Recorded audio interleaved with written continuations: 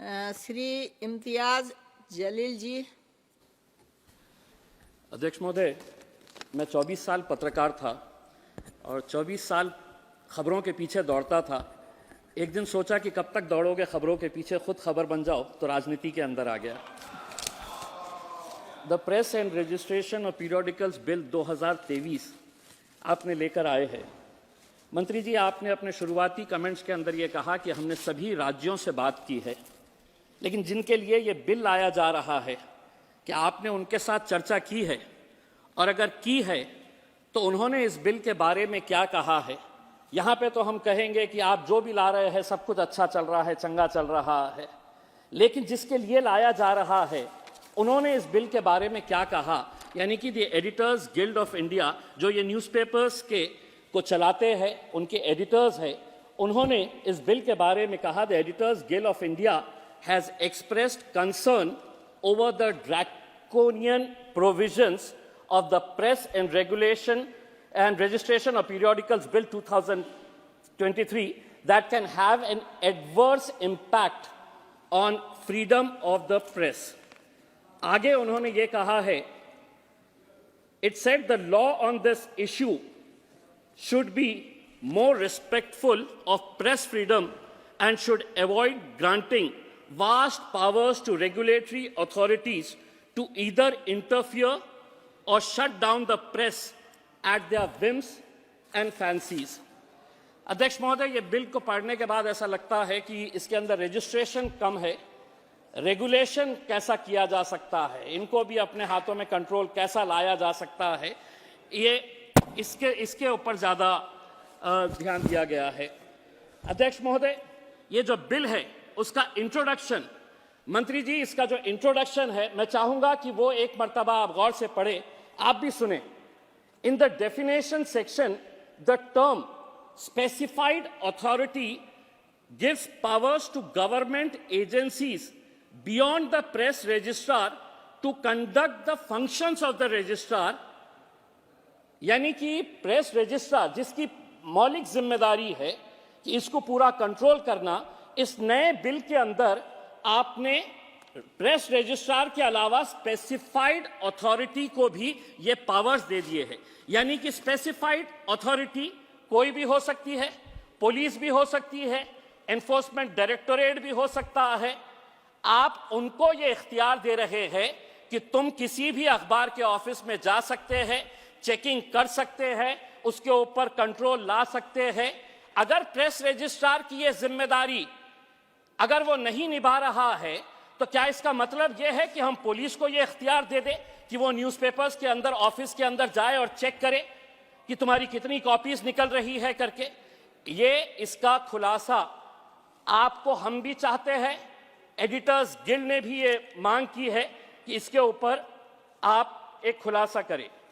Section 4(1) and 11(4) allow the registrar to deny the right to bring out a periodical and cancel the certificate of registration of a periodical to persons convicted of terrorist act or unlawful activity for having done anything against the security of the state. मंत्री जी, आज UAPA draconian कानून का कैसा इस्तेमाल किया जा रहा है, कल ही देश के गृह मंत्री ने, अब इसको और आईपीसी के अंडर में हम कैसा लोगों के ऊपर कैसा कानून का दबाव लेकर आ सकते हैं, जिस लिबर्टी के साथ, जिस लिबरल तरीके के साथ आज इस कानून का इस्तेमाल किया जा रहा है, जो आपके खिलाफ बोलते हैं। अगर कल किसी अखबार ने गवर्नमेंट के अगेंस्ट में अगर कुछ लिखता है, आपकी लाइन टो नहीं करता है, आपको फॉलो नहीं करता है, तो क्या इसका मतलब यह है कि आप उसके ऊपर वो ड्रैकोनियन कानून का इस्तेमाल करते हुए आप उसके ऊपर एक्शन ले ले? इसके ऊपर भी हम खुलासा करना चाहेंगे। वरना वैसे भी आज इस देश के अंदर क्या पत्रकारों के ऊपर सेडिशन का कानून नहीं लगाया जा रहा है? कितने पत्रकारों के ऊपर आप सेडिशन का कानून लगा रहे हैं? मैं एक और चिंताजनक जो सेक्शन है, section 6(b), which gives power to the press registrar as well as other specified authority to enter the premises of a periodical to inspect or take copies of the relevant records or documents or ask any question necessary for obtaining any information required to be furnished. मेरा फिर से आपसे ये सवाल है, आपका क्या मतलब है जब आप ये कहते हैं कि specified authority apart from the press registrar? कल कोई भी सरकारी अधिकारी, क्या डीएम को आप ये इख्तियार दे डालेंगे, क्या कलेक्टर को आप ये इख्तियार दे डालेंगे कि जा किसी पत्रकार के ऑफिस के अंदर जाओ, तुम्हारे खिलाफ लिख रहा है, पूरे डॉक्यूमेंट्स देखो, चेक करो बराबर से प्रिंट हो रहे हैं या नहीं हो रहे हैं, कॉपीज मिल रहे हैं या नहीं मिल रहे हैं? ये थर्ड पार्टी इंटरफेरेंस आप क्यों लाना चाहते हैं, जबकि प्रेस रजिस्ट्रार की ये पूरी मौलिक जिम्मेदारी है कि उसको वो अच्छी तरीके से निभाए। मैं मंत्री जी आपको एक बात कहना चाहता हूं कि कोविड आया, कोविड के अंदर कई सारे लोगों की जान गई, और आज भी मैं ये मानकर चलता हूं कि इस देश के अंदर हर मरने वाला इंसान कोविड से नहीं मरा था। हमारी मेडिकल फैसिलिटीज कितनी खराब थी, इसकी वजह से मरा था, वो एक अलग मुद्दा है, उसके ऊपर हम बाद में चर्चा करेंगे। लेकिन सबसे बड़ी चोट अगर कोविड के बाद किसी के ऊपर हुई तो वो अखबारों के ऊपर हुई। सर्कुलेशन घट गया तो एडवर्टाइजमेंट रेवेन्यू घट गया।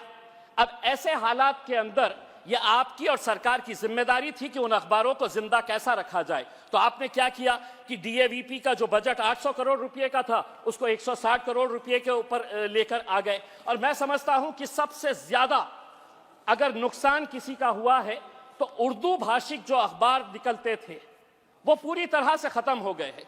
मैं तो चाहूंगा कि आप ये आंकड़ा ये बताए देश को कि कोविड के बाद कितने अखबार, कितने रीजनल लैंग्वेजेस के अंदर, चाहे वो मराठी के अखबार हो सकते हैं, चाहे वो उर्दू के अखबार हो सकते हैं, या कन्नड़ा, तेलुगु, कोई भी भाषा के जो अखबार थे, कितने अखबार बंद हो चुके हैं। और ये दुनिया भर में हुआ, लेकिन दूसरे कंट्रीज ने अपने अखबारों को जिंदा रखने के लिए उन्होंने अपना पैकेज दिया, एडवर्टाइजमेंट्स का उनको ये बजट उनको बढ़ा कर दिया है। हमने उल्टा बजट हमने घटा दिए है। दूसरी बात यह है कि अगर ये रीजनल लैंग्वेजेस खत्म हो जाएंगे, बंद हो जाएंगे, तो आपकी जो सरकारी स्कीम्स है कि हम अगर जीत कर आ गए मध्य प्रदेश और राजस्थान के अंदर तो इम्तियाज जलील महाराष्ट्र के अंदर 1120 रुपए के अंदर गैस का सिलेंडर लेगा, लेकिन मोदी की गारंटी राजस्थान के अंदर और मध्य प्रदेश के अंदर है कि अगर हम जीत कर आ गए तो हम 450 रुपए में देंगे। ये लोगों तक आपको पहुंचाना पड़ेगा, और वो रीजनल लैंग्वेजेस के जरिए ही। अगर रीजनल लैंग्वेजेस के वर्नाकुलर डेलीज अगर खत्म हो गए, बंद हो गए, तो आप सरकारी स्कीम्स वहां पर कैसे पहुंचा सकते हैं? इसके अंदर पब्लिशर और प्रिंटर का भी जिक्र किया गया है। मंत्री जी एक बहुत अच्छा उदाहरण मैं देना चाहता हूं। अध्यक्ष महोदय आप सुनिए, मेरे औरंगाबाद शहर के अंदर एक लड़की पिछले कई सालों से रिसर्च कर रही थी पीएचडी के लिए। वो रिसर्च करी, उसको पीएचडी मिल गया। जो उसकी थीसिस थी वो थीसिस किसी ने चुरा ली, उसकी बुक बनाई, ना उस बुक के ऊपर ना पब्लिशर का नाम है ना प्रिंटर का नाम है। और आप हैरान होंगे, ये बुक मेहनत बेचारी उस बच्ची ने की, और वो बुक पूरे दुनिया के जितने भी इंटरनेशनल लेवल के बुक स्टोर्स है, जिसके अंदर अमेज़न है, वॉलमार्ट है, ईबे है, वर्ड टू वर्ड उस बच्ची का थीसिस कॉपी करके उन्होंने एक किताब बनाए। उस किताब के अंदर ना पब्लिशर का नाम है ना प्रिंटर का नाम है, और ये बुक 5,000 रुपये से 10,000 रुपये आज भी वेबसाइट के अंदर। वो बच्ची बेचारी जब पुलिस के पास गई, कॉलेज में गई, यूनिवर्सिटी में गई कि ये मेरी मेहनत है, एक एक वर्ड टू वर्ड पूरा कॉपी करके, तो पुलिस को खुद नहीं पता है कि हम वॉलमार्ट तक कैसा पहुंचे, हम अमेज़न तक कैसा पहुंचे। तो इसके बारे में ये जो कॉपी राइट जो है, वो कॉपीराइट अगर कोई पब्लिशर ऐसे ही कर देगा, बेचारी बच्ची का मेहनत यहां से खत्म हो जाएगी। दूसरा ये है, मैंने जैसा आपको ये बताया है, अभी एक साहब ने कहा कि कुछ अखबार जो है वो संसदीय भाषा का इस्तेमाल नहीं करते हैं। उन्हें करना चाहिए, बिल्कुल करना चाहिए। मैं भी पत्रकार था, लेकिन पहले हमारे संसद सदस्यों ने भी ये सोचना चाहिए कि संसद के अंदर क्या हम संसदीय भाषा का इस्तेमाल कर रहे हैं, और अगर नहीं कर रहे हैं तो उसके खिलाफ हम क्या कर रहे हैं, ये भी आपने बताना चाहिए। इस बिल के अंदर मैं मंत्री जी आपसे पूछना चाहूंगा, ये इसके बारे में क्यों नहीं जिक्र किया गया है कि आज हम जो डिजिटल मीडिया बहुत तेजी से बढ़ रहा है, अगर इसको कॉम्प्रिहेंसिव बिल अगर लेकर आना है तो आप इसके अंदर जो आज यूट्यूब चैनल्स, अध्यक्ष महोदय आपके भी शहर के अंदर कितने सारे यूट्यूब चैनल शुरू हो गए होंगे करके, अखबारों से ज्यादा अब हम व्हाट्सएप के ऊपर देख लेते हैं कि क्या खबर आई, किसी को इंटरव्यू देने का है तो हम, लेकिन क्या इसको हम रेगुलेट कर पाए हैं? कौन ले रहा है इसकी जिम्मेदारी? क्या कोई रेगुलेशन है इसके लिए? कोई रेगुलेशन नहीं है। कोई भी उठता है, आता है कि कल के दिन मैं है तो अपना यूट्यूब चैनल स्टार्ट कर रहा हूं, स्टार्ट कर देता है।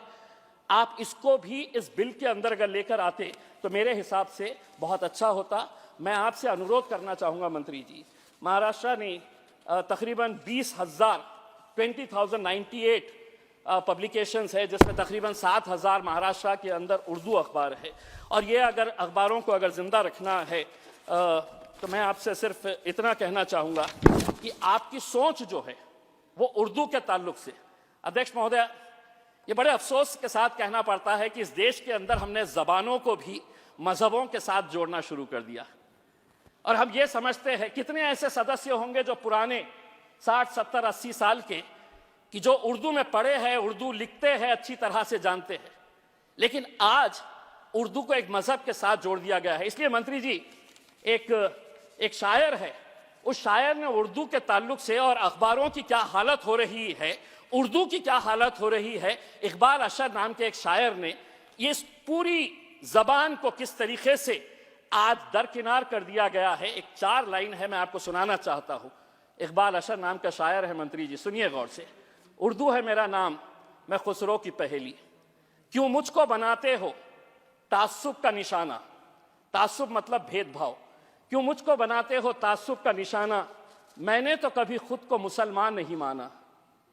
देखा था कभी मैंने भी खुशियों का जमाना, अपने ही वतन में हूं मगर आज अकेली। उर्दू है मेरा नाम, मैं खुसरो की पहेली। अध्यक्ष महोदय, इन जबानों को जिंदा रखने की जिम्मेदारी, अखबारों को जिंदा रखने की जिम्मेदारी आपकी है। ये बिल मैं समझता हूं कि प्रेस फ्रीडम की आज़ादी को कुचलने का, ख़त्म करने का एक ज़रिया है।